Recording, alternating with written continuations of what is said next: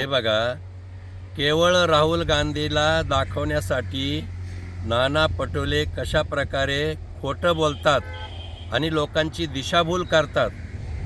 काल त्यांनी म्हटलं की अमेरिकेनं RSS संघटनेला जागतिक दहशतवादी संघटना म्हणून घोषित केलेलं आहे.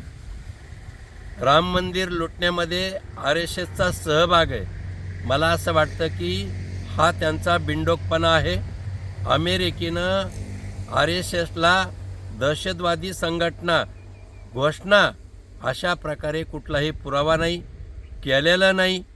मला असं वाटतं की अमेरिकेच्या नावानं भारतामध्ये राजकारण करणं हा सरळ सरळ मूर्खपणा आहे.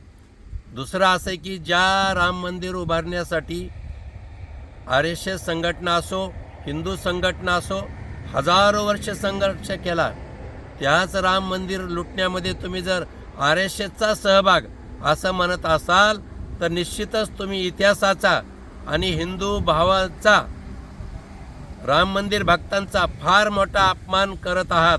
मला वाटतं की नाना पटोले यांनी अगोदर खोटं बोललं म्हणून RSS संघटनेची माफी मागावी अशी मी मागणी करतो.